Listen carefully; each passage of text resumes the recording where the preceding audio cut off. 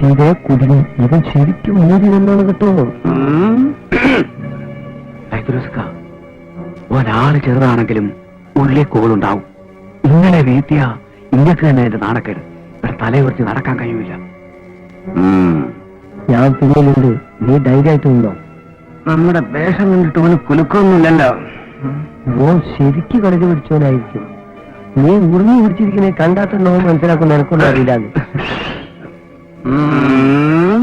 ഓന്റെ ഉറുമയുണ്ട, അതൊന്ന് വീശിയാ മതി. 10-25 പേരുകൾ മയ്യത്താവും. ഇപ്പൊ മുണ്ടാണ്ടിരിക്കുന്നതാണ് ബുദ്ധി. ഞാൻ എപ്പോഴേ പറഞ്ഞതാ ഇതൊന്നും വേണ്ടാന്ന്.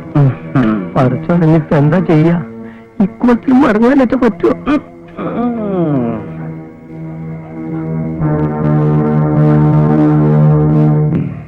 ഹൈഡ്രോസെ പറയണത് കേക്ക്. വെറുതെ പോലീസും കൂട്ടം ആക്കണ്ട. അല്ല ഗുരുക്കന്മാരെ, നിങ്ങൾ അഭ്യാസികളാ, മുറ അറിയുന്നവരാ. അപ്പോ ഇങ്ങക്കാണ് ക്ഷമ വേണ്ടിയത്. ഇങ്ങക്ക് വിവരമുള്ളതുകൊണ്ട് അങ്ങനെ തോന്നി. പക്ഷെ ഈ മൂരിക്കാനറിയോ? ചീത്താളാ മൂരി. അനക്കറിയോ നമ്മൾ ആരാന്ന്? എടാ മലപ്പുറം പോയി എനിക്ക് കേട്ടിട്ടുണ്ടോ? മഞ്ചേരി മജീദിനെ നമ്മൾ അവിടെയൊക്കെ വന്നിട്ടുണ്ട്, തല്ലും കൂടിയിട്ടുണ്ട്. കള്ള സുവറോളെ, നിങ്ങൾക്ക് ഹൈദ്രോസിനെ അറിയില്ല. ഒന്ന് പിടിച്ച് മാറ്റി മാഷേ. ഒന്ന് പോടാ അവിടെ കള്ളച്ചക്കൻ. കുറെ നേരം തുടങ്ങിട്ട്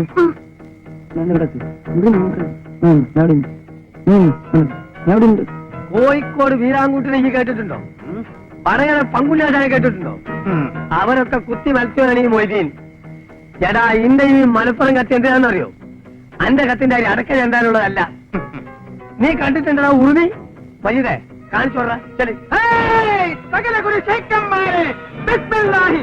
ആദ്യം അഖിലാണ്ട കടകൻ കുതിച്ചു മാറി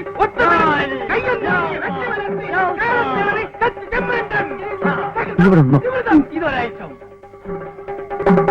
കടകൻ ഉറങ്ങുന്ന പ്രതിയോഗി സുഷുപ്തി ഉറക്കം ആനന്ദ കുത്തി തടുത്ത് വിരിഞ്ഞു മാറി പെട്ടെന്ന് തടുത്ത് എടുത്ത് വീണ്ടും